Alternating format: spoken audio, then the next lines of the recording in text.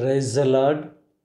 ప్రభువైన యేసు క్రీస్తు నామములో మీ అందరికీ ఉదయకాలపు శుభాలు తెలియజేయుచున్నాను.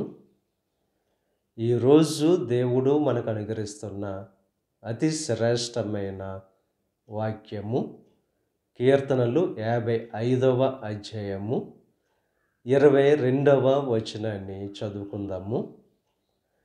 నీతిమంతులను ఆయన ఎన్నడును కదలనీయడు.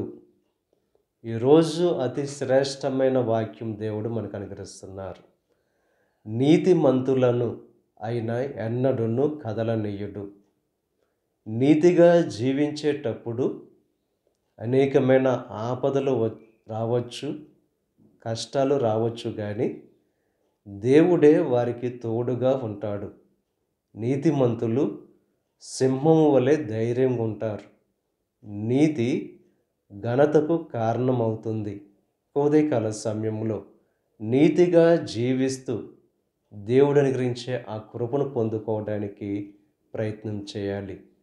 నీతిమంతుల నివాస స్థలమును దేవుడు ఆశీర్వదిస్తాడు. ఇక ఉదయకాల సమయంలో నీతిగా జీవించేటప్పుడు కష్టాలు వచ్చినా, సమస్యలు వచ్చినా, నిందలు వచ్చినా వాటిలో ధైర్యంగా ఎప్పుడైతే మనం ఉంటామో, వాటిని ధైర్యంగా ఎప్పుడైతే ఎదుర్కొంటామో దేవుని యొక్క ఆశీర్వాదాన్ని మనం పొందుకుంటాం.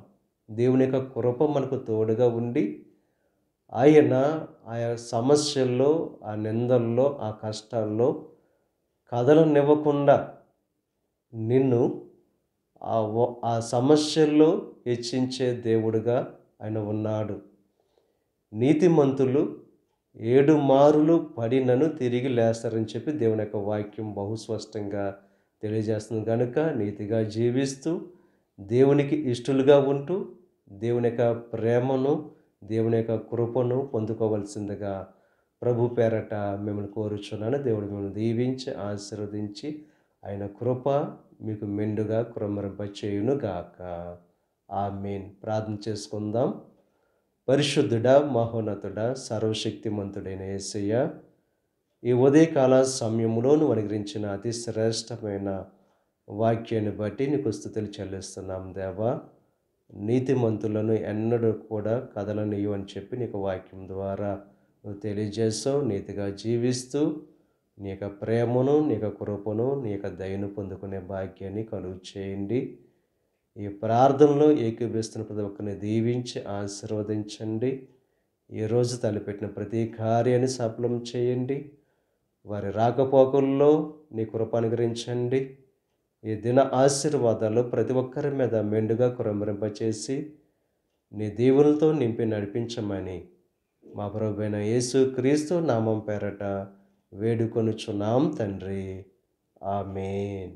తండ్రి, కుమార, పరిశుద్ధాత్మ త్రియేక దేవుని యొక్క కృప సదాకాలం మనకు తోడై ఉండి దేవుని యొక్క దీవెనలు, ఆశీర్వాదాలతో నింపి నడిపించునుగాక. ఆమేన్.